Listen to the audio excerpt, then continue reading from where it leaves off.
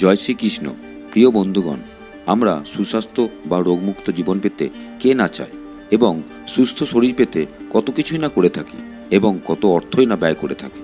কিন্তু রোগের পেছনে অর্থ ব্যয় করার আগে একবার মহীয়সী খনার জনস্বাস্থ্য বিষয়ক উপদেশগুলোই একবার শুনে নিন, যা আপনার শরীরকে সারা জীবনের জন্য রোগমুক্ত করে রাখবে।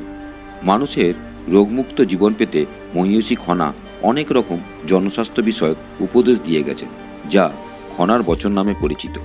তাহলে আসুন আজ শোনা যাক খনার জনস্বাস্থ্য বিষয়ক কিছু বচন ও তার ব্যাখ্যা। খেতে বসলে কিসের দায়, পাকনা ধান কি জলে খায়? অর্থাৎ সকল চিন্তা দূরে রেখে খাওয়ার সময় নিশ্চিন্তে আহার গ্রহণ করুন। 12 মাসে 12 ফল, না খেলে যায় রসাতল। অর্থাৎ সব রকমের মৌসুমি ফল খাওয়া দরকার, নইলে পুষ্টির অভাব ঘটে। তপ্ত অম্ল, ঠান্ডা দুধ, যে খায় সে নির্বোধ। অর্থাৎ গরম টক জিনিস খাওয়া এবং ঠান্ডা দুধ খাওয়া ঠিক নয়, এতে দেহের ক্ষতি হয়। তিল তিসি তাল মাখনা, খায় নির্মেদ হয় জোয়ালা।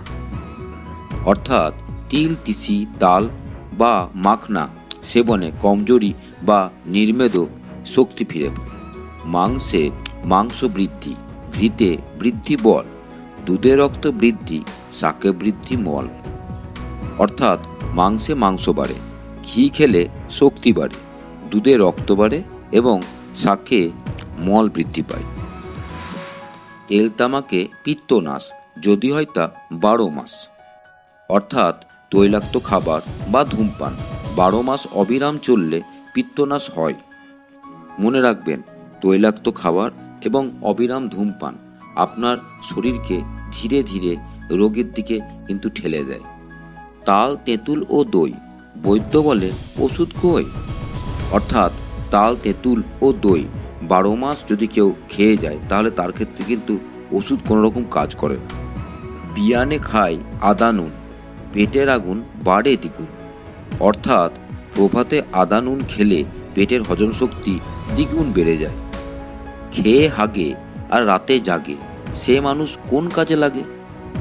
অর্থাৎ খাবার পর পায়খানা বা বাহ্য ত্যাগ করা এবং অধিক রাত জাগা মানুষকে নিঃশক্তি করে দেয়। খাই না খায় সকাল পায়, হয় না হয় 2 বার যায়, তার করি কি বৈদ্য খায়? অর্থাৎ সকালে খাওয়া হোক বা না হোক স্নান করা চাই। যে সকালে স্নান করে এবং 2 বার বাহ্য অথবা পায়খানা যায়, তার কখনো কোনো রোগব্যাধি হয় না। ভাদ্রের খরা আশ্বিনের ওষ, কার্তিক বলে আমার কি দোষ। অর্থাৎ ভাদ্র মাসে প্রচণ্ড খরা এবং আশ্বিনে ঘোর কুয়াশা হলে কার্তিক মাসে মানুষ অসুস্থ হয়ে পড়ে, বিশেষ করে যদি এরূপ খরা ও কুয়াশার মধ্যে সাবধানে চলাফেরা না করেন। খনার অতি গুরুত্বপূর্ণ বচনটি বলি, অগ্নিব্যাধি ঋণ, তিলের রেখো না চিন। অর্থাৎ এটা থেকে আমরা জানতে পারি আগুনের শিখাকে সম্পূর্ণ নিভাতে হবে, নইলে আবার জ্বলে উঠতে পারে। সেই রকমই রোগব্যাধি কখনো পুষে রাখতে নেই, তেমনি ঋণকেও ফেলে রাখতে নেই, তাতে দেনা বাড়ে কমে না। সবশেষে এটাই বলার যে খনার এই বচনগুলি কিছুদিন আপনার জীবনে প্রয়োগ করে দেখুন, আপনি অবশ্যই অনেকটাই রোগমুক্ত হয়ে থাকবেন।